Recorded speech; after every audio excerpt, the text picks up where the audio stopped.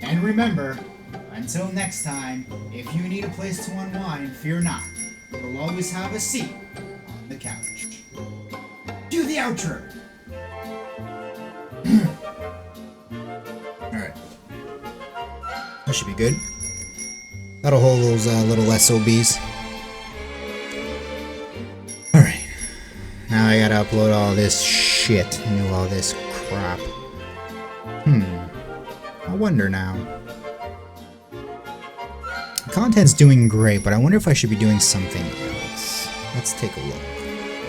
What kind of variety can I bring to my channel? Let's take a look.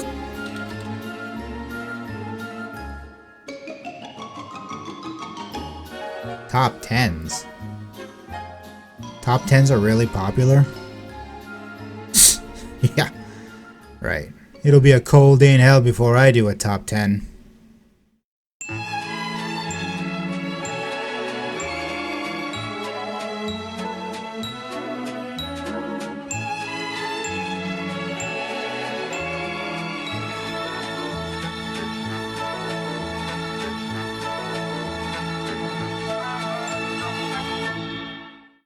How's it going, everybody? Welcome back to the couch. I'm very glad you came back and that you'll enjoy your stay today. As you saw from the intro, we're doing something a bit different. That's right, we're not doing gameplay. Actually, we're going to do a top 10 video. Now, It's Always Sunny in Philadelphia is probably my favorite TV show. It's funny, it's smart, it's edgy, it's not afraid to push some buttons. We're not gonna dilly-dally too much because I want to get right to the top 10, but I just want to remind you that this is my own personal list. Yours might be different than mine. There are a lot of great episodes, and I know that, and I might do another top 10 in the future with the other episodes that I really like. Without further ado, how about we go to it right about now. Number 10. Mac and Dennis move to the suburbs. After Mac and Dennis's apartment burns down in the season 9 finale, they quote-unquote decide to move in with Dee. Now, realizing they can't find a place in Philadelphia that meets their requirement in their price range, Mac and Dennis move out to the suburbs. Why is everything so goddamn expensive? I mean, I wish we hadn't burned down our rent-controlled apartment. Yeah, you think? Dee, I will slap you in the teeth. Frank doubts that city scum like them can last out there, and makes a bet that they will not last a month in the suburbs. Naturally, they take the bet, agreeing that if they lose, they will sleep in the same bed as an old man for a full year. But if they win, Frank will pay their rent for a year. Once the pair move to the suburbs, all seems great, but things quickly start to unravel in their new home. Taking inspiration from The Shining, Mac and Dennis start to spiral down into madness due to the mundane and monotonous lifestyle of the suburbs. Not letting you in, pig! From Dennis's freak-out moments, You old fat bitch! Yeah? Dee getting in on the bet, Tell you what. How about if they win, I'll take that California King bed. and Mac's famous mac and cheese, this is a prime example of a classic It's Always Sunny in Philadelphia episode. Talking about? You're eating the dog!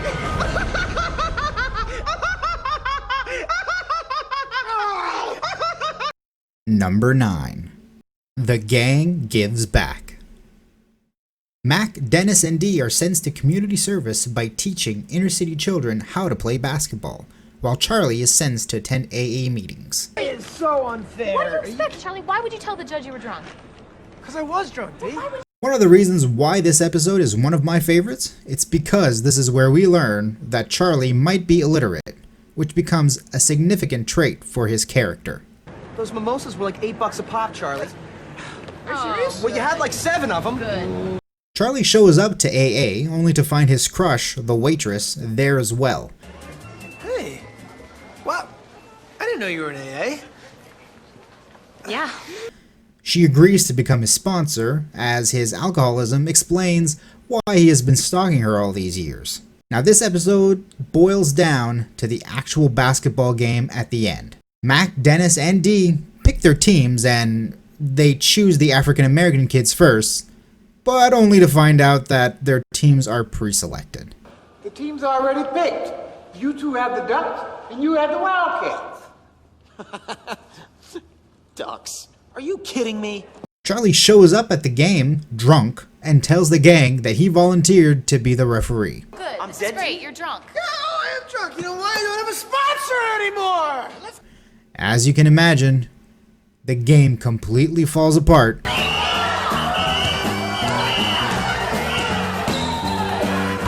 And Charlie blames the entire situation on the waitress who dumped him as his sponsor. Do you see what you done?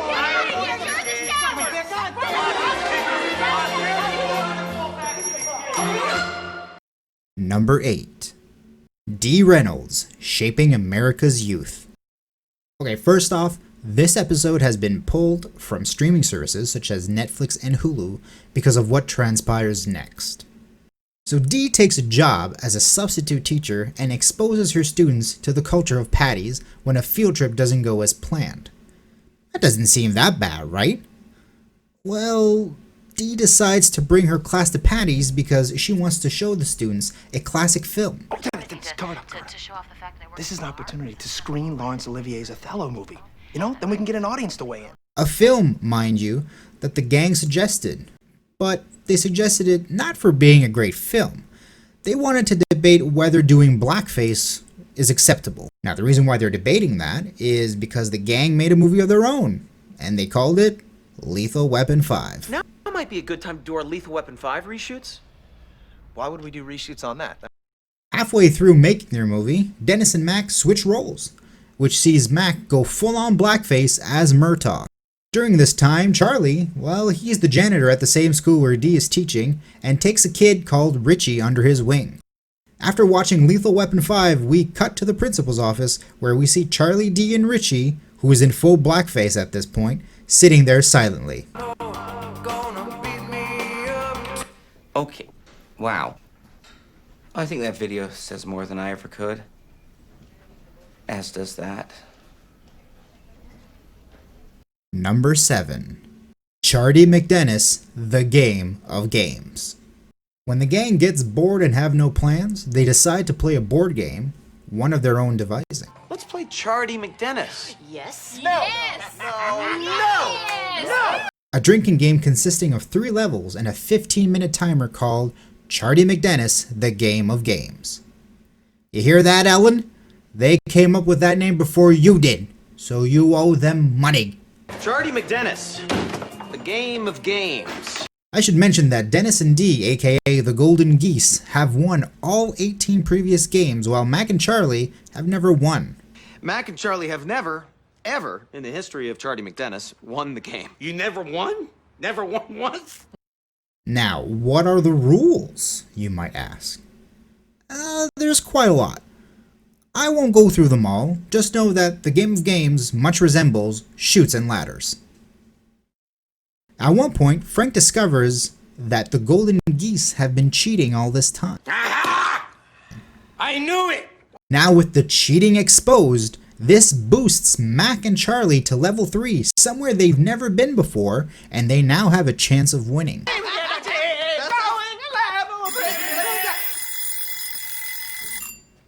While the gang is arguing, the time expires, which has never happened, and they must go to the tiebreaker, the black card.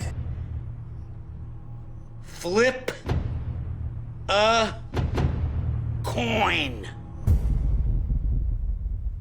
This gives Mac and Charlie a 50% chance of winning. Remember, tails never fails.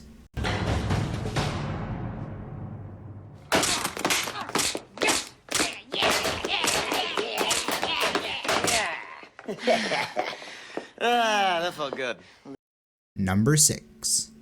The gang tries desperately to win an award. It's Always Sunny in Philadelphia have been around since 2005. If they release a season in 2020, this will be their 15th season. In all that time, the show has never been nominated for an Emmy. I understand. This isn't your typical comedy. Not everybody's gonna like it. But they should have at least been nominated once. I mean, Modern Family at one point just kept winning and winning because it didn't have any stiff competition, except maybe for Veep. This episode explores this very notion. Aggressive. So what is it? We don't deserve it? We're not cool enough? Whoa, okay. Tired of not being recognized for their years of service in the bar industry, the gang visits the previous year's winner of the Best Bar in Philadelphia award and decide to change their ways to give their patrons what they think they want. What in the hell is happening? What are they here? doing? When watching this episode, keep in mind the Emmy snubs, as previously mentioned. It just makes it funnier watching the gang trying to figure out why people don't like them. Is it us? No. Ultimately though, Charlie saves the day with his contribution for Best Song and reminds the gang it's others that are the problem, not them. I just wanna tell you all, go yourself. Number 5. Frank sets Sweet D on fire. Who doesn't want to be famous? A lot of people, actually. In this episode, the gang look at what it takes to become famous. Mac, Charlie, and Frank dip their toe with news reporting, while Dennis and Dee set out to prove that nowadays, it takes no skill to become famous, just like Dancing Guy. Dennis and Dee try to get into clubs, get wasted, and take some scantily clad pics to become famous, while Mac, Charlie, and Frank chase down news stories, or what they think is news. I get up around 5. 5:30 if it's bingo the night before. When they can't find stuff to report on, they decide to create their own newsworthy situations. You go into the building. You run out. You get the kiddies. In the end, Dennis and Dee declare their interest in becoming famous over, just as Dancing Guy comes on TV. The gang watch it, and they all see Dennis and Dee dressed up as babies, dancing with the Dancing Guy. Congratulations, guys. You're famous. Number 4. The Dennis System. Ah, the Dennis System. The episode that pretty much solidified that Dennis is a sociopath. In this episode, Dennis reveals to the gang his foolproof system for seducing any women.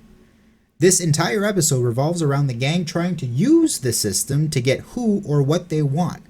Dennis also tries to prove his system works by trying to reuse it on a previous woman he slept with. Charlie uses the system to try to get the waitress to love him, but fails miserably. Dee manipulating Ben the soldier, only for the gang to say that Ben is the one using the system on Dee, to Mac using his own system, The Mac. Move in after completion. and to Frank picking up the murky thirds with one of his classic lines. This time, I got my Magnum condoms. I got my Wad 100s. I'm ready to plow. This is one of the all-time best episodes. My system. Everybody ruins my system. Nobody gets it. Oh, system my ass. Number 3. Sweet Dee's dating a person. Dee introduces the new man in her life, Little Kev, an amateur rapper who Dennis thinks is mentally challenged. Dee is on a mission to prove her brother wrong and ultimately flip-flops on the idea that Little Kev might actually be special. Meanwhile, the rest of the gang sets out to become rock stars of their own, but can't decide on a name or genre of music. Like most classic band stories, we see breakups, new group formations, and reconciliation between bandmates. We need a new frontman. Right. You want someone with a good voice. We're also treated to the debut of Charlie's epic songs, The Night Man, I can fight you, man, when you come inside me and pin me down with your strong hands, and I become the night, the passionate night man. and Dayman. Hey, man. Oh, fighter of the night, man. Oh, champion of the sun. Number 2. The gang wrestles for the troops. Nothing screams America more than wrestling, right? Being a pro wrestler myself, you might think I'm being biased by putting a wrestling episode close to the top of my list, but when you break it down, this is actually one of the best episodes of this show. We're introduced to Ben the Soldier, who becomes a recurring character. The Birds of War are born. The Trash Man becomes the best wrestler of all time. I'm the trash man. I come out, I throw trash all over the ring. And Rickety Cricket gets some sort of revenge on the gang for ruining his life. Oh, and Rowdy Roddy Piper guest stars as the Maniac? What else could you ask for? And remember, this shit is not fake. Must have had an edge. Oh. Number 1. The Night Man Cometh. I debated for a while what I should put as number 1, and I knew this episode would be on the list, but I just didn't know where to put it. I knew it'd be close to the top, but then I watched it again, and I knew it had to be at the top. In previous seasons, we were introduced to the Dayman and Nightman, and they were such a hit that they dedicated an entire episode to those characters. Charlie writes a musical about the Nightman, and the gang all have roles in the play. Just like most directors, Charlie wants his musical to be perfect, but he must deal with his egotistical friends to get what he wants. You got a guy that does cat eyes? I'm already on it. Oh my God, for the love of God. You know what? Let's just get started. The songs are catchy as hell. Troll Toll and Dayman really stand out. You gotta pay the troll toll to get in. You want this baby boy's hole, you gotta pay the troll toll. Stop. It's no wonder the cast actually adapted this musical for the stage and performed it in cities across America. In the end, it's revealed that Charlie wrote the musical to propose to the waitress. What did you expect? You know the gang never do things just for fun. Especially nobody just writes a musical for no reason. I am here. I am past here. And by the way, I thought the rape scene went really well. I am here. I am here with it. And that was awful for me. And if you bring this up back to the apartment tonight, I'm going to smack you. I swear to God. There you go, everybody. That is my top 10 best It's Always Sunny in Philadelphia episodes. I hope you enjoyed it, and let me know in the comments if you agree or disagree. Maybe tell me what your top 10 list is. Hey, just let me know. We just want to get that communication going, alright?